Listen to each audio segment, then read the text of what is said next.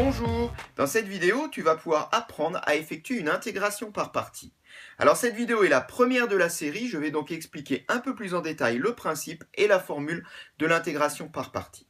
Ici, on aura effectué cette intégrale entre 0 et pi sur 2 de x sinus x. Alors la formule nous dit ceci, que l'intégrale de u'v aux bornes a et b est égale à u fois v à calculer directement aux bornes a et b, donc là il n'y a plus de primitive à chercher, on va voir les incidences que cela a, moins l'intégrale de uv', c'est-à-dire on le voit tout pile le contraire, on part de u'v, on arrive à uv'.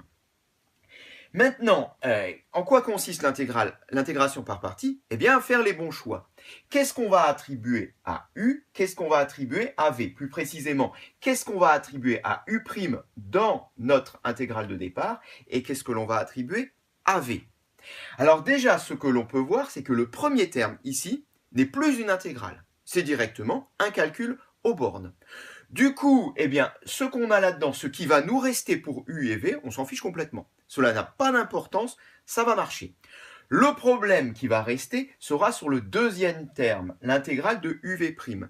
Et là, il va falloir faire le bon choix au départ pour que l'intégrale de uv' soit quelque chose de simple à calculer. Enfin, disons, quelque chose que l'on sait calculer, quelque chose dont on possède, par exemple, une primitive. Alors, partons de notre exemple, x sinus x. Quel est le problème en réalité? Évidemment, le problème, c'est que je ne connais pas de primitive de x sinus x. Modifier l'écriture de x sinus x, comme ça, paraît pas évident. Sinus, c'est une fonction très simple. X également, on ne voit pas comment on pourrait modifier cette expression. Donc là, ici, l'intégration par partie a tout son sens. Qu'est-ce qui nous embête finalement? Eh bien, c'est x. C'est x qui nous embête, parce que si j'avais pas de x, si j'avais juste une fonction trigonométrique, je saurais intégrer. Je sais intégrer sinus ou cosinus. Est-ce que, par hasard, l'intégration par partie ne nous permettrait pas de nous débarrasser de ce x? Eh bien si, car la dérivée de x, c'est 1. On voit bien qu'en passant de gauche à droite, si j'arrivais à faire que x devient 1, je n'aurais plus de problème puisque je n'aurais qu'une fonction trigonométrique. Alors, qu'est-ce qu'il faudrait attribuer ici pour que x soit 1? Eh bien, il faudrait que x soit v. Si x est v, lorsque je vais passer de l'autre côté, eh bien, je dériverai v et j'obtiendrai donc 1. Alors, si x c'est v, ça veut dire que sinus x sera u'. On va l'écrire en marge. u' de x égale sinus x, v de x égale x. À partir de là, on dérive v et on récupère la primitive de u'. Alors, si u' égale sinus x, eh bien u de x égale moins cos x. Une primitive de sinus, c'est moins cos. Si v de x égale à x, on l'a dit, v' de x égale à 1. Eh bien, à partir de là, on va maintenant pouvoir appliquer notre formule d'intégration par partie et on va voir qu'on n'aura plus de problème sur le second terme. Allons-y. Alors, notre intégrale devient d'abord u fois v. Donc, u est ici, moins cos x, v est ici, x. Donc, x fois moins cos x. À calculer aux bornes d'intégration, soit sur 0, pi sur 2.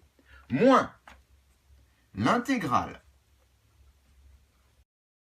sur 0 pi sur 2 de uv'. uv', c'est-à-dire une fois moins cos x. Alors le moins, je le fais passer à l'extérieur de l'intégrale, cos x dx.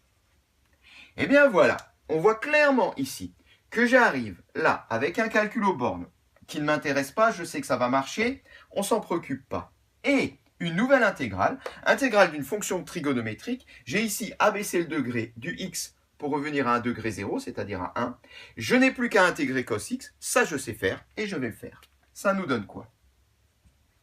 Alors, moins x cos x sur 0 pi sur 2, plus une primitive de cos x, c'est sinus x, donc sinus x entre 0 et pi sur 2. Reste plus qu'à calculer maintenant les valeurs aux bornes. Alors, pour le premier terme, ça va aller vite, puisque ici, j'aurai donc en pi sur 2 du moins pi sur 2 cos de pi sur 2. Mais cos de pi sur 2, ça fait 0. C'est réglé. En 0, qu'est-ce qui se passe? J'aurai ici du moins 0 fois quelque chose. Ça donne également 0. Autrement dit, notre premier terme ici est 0. Plus, bien, sinus de pi sur 2, ça fait 1. Moins sinus de 0, ça fait 0. 0 plus 1, eh bien, ça nous donne 1. Autrement dit, l'intégrale entre 0 et pi sur 2 de x sinus x dx est égale à 1. Cette séquence est terminée.